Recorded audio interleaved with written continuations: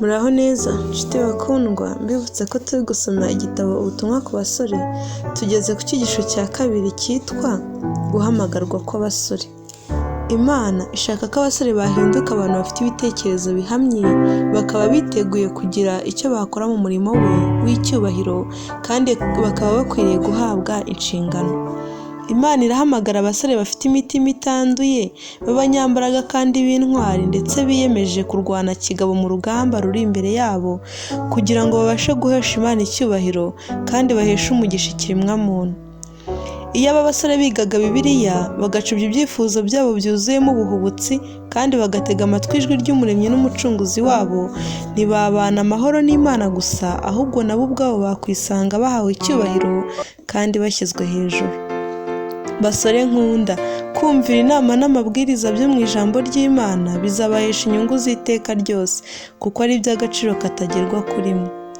Ndabinginga ngo mube abanyabwenge kandi muzirikane umusaruro uzava mu kugira imibereho nk'iya kinyamaswa, idategekwa n'umwuka w'Imana. Ntimuyobe, Imana ntinegurizwa izuru, kuko ibyo umuntu abiba ari byo azasarura. Ubibira umubiri we, muri uwo mubiri azasaruramo kubora, ariko ubibira umwuka, muri uwo mwuka azasaruramo ubugingo buhoraho. Abagalatiya igice cya 6 umurongo wa 7 n'uwa 8. Kubw'ubugingo bwanyu no kubwa Kristo witangiye kugira ngo abakize kurimbuka, nimutuze mutekereze ku kiguzi cy'ubugingo bwanyu, kandi mugenzure neza inshingano zanyu n'amahirwe mufite. Imana yabahaye amahirwe yo gusohoza umugambi uhanitse. Impinduka mushobora guteza ishobora guhamya ukuri kw'Imana.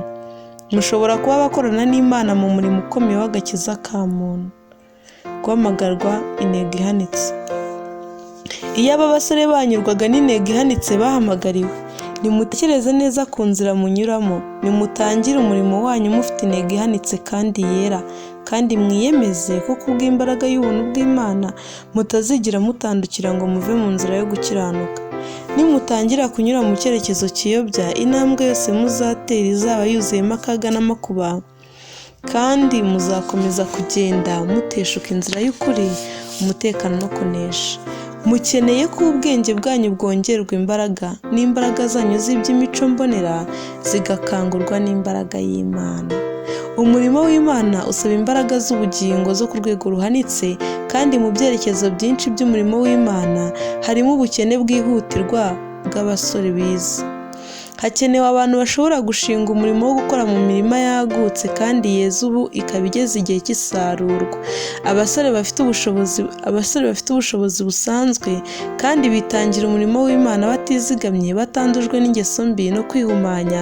Bene abo bazagera ku ntego zabo kandi bazabashishwa gukorera Imana umurimo ukomeye. Nimutyo abasore bumvire iyi nama kandi bagire ibitekerezo byo kwirinda.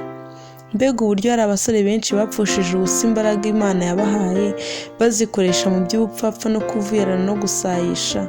Mbega uburyo hari inkuru nyinshi zibabaje zijya ziza imbere yanjye zerekeye abasore n'urubyiruko bahindutse ibisenzegeri, haba mu bwenge, mu mico mbonera no ku gihagararo cy'umubiri, bitewe no gusayisha mu mico mibi.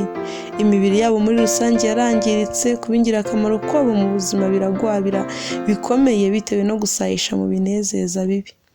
Ndabinginga yemwe basore muri iki gihe mutagira icyo mwitaho kandi ngo mugire n'amakenga. Nimuhinduke kandi mube abakozi bakorana n'Imana. Nimutyo mu mibereho yanyu mwige guhesha abandi umugisha no kubakiza. Niba mushaka gufashwa n'Imana, imbaraga yayo ikorera muri mwe izahindura ubusa imbaraga zose zibarwanya, kandi muzereshwa ukuri. Icyaha cyiganje mu basore muri iki gihe ku buryo buteye ubwoba, ariko nimureke umugambi wanyu wo gukora uko mushoboye kose kugira ngo murokore abantu, mubakure mu bubasha bwa Satani. Nimube abatwara mucyo.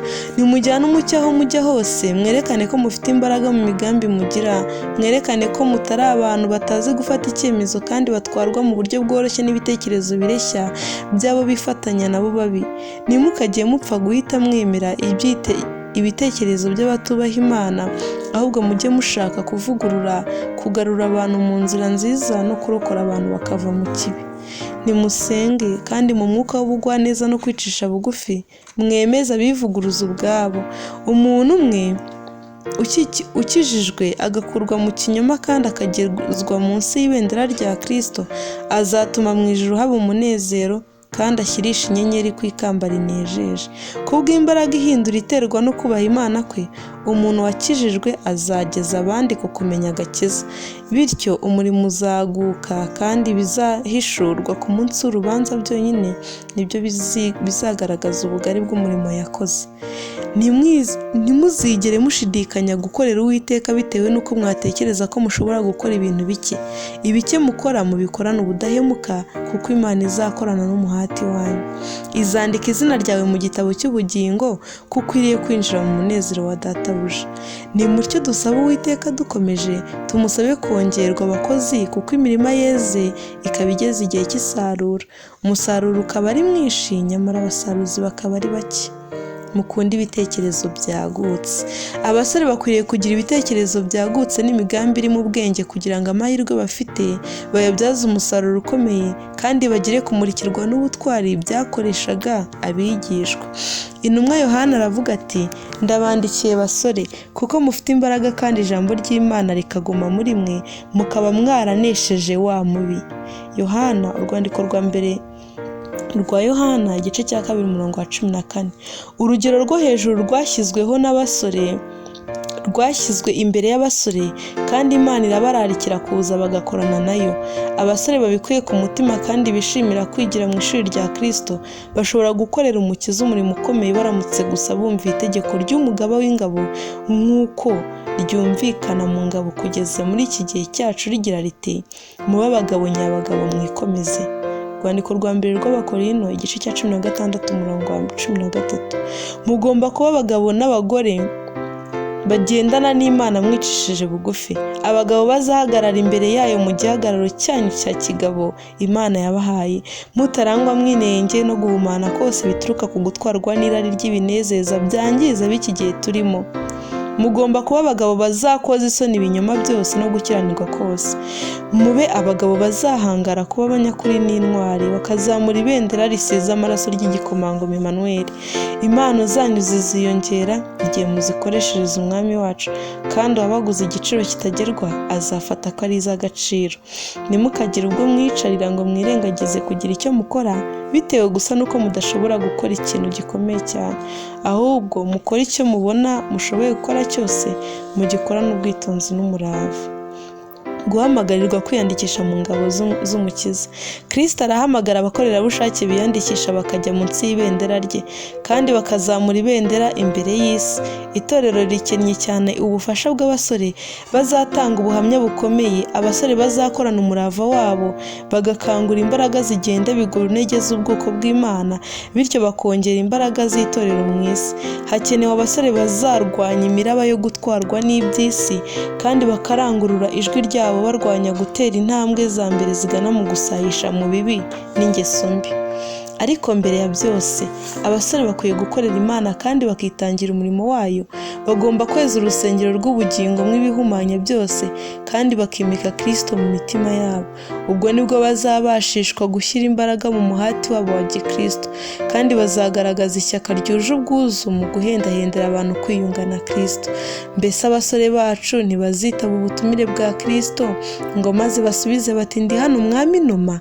Basore, nimwatanye mujye mbere, kandi mwigaragaze ko muri abakozi bakorana na Kristo, musubukurire umurimo aho yawusize, kugira ngo muwukomeze kugeza aho urangiriye.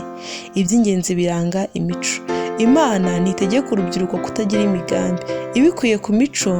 Ibikubiye mu mico bitera umuntu kugera ku ntego no kubahwa mu bandi, ari byo icyifuzo gikomeye cyo kugera ku bintu byiza bikomeye, ubushake budacogora, imbaraga zitadohoka, ndetse no kwihangana kudacogora.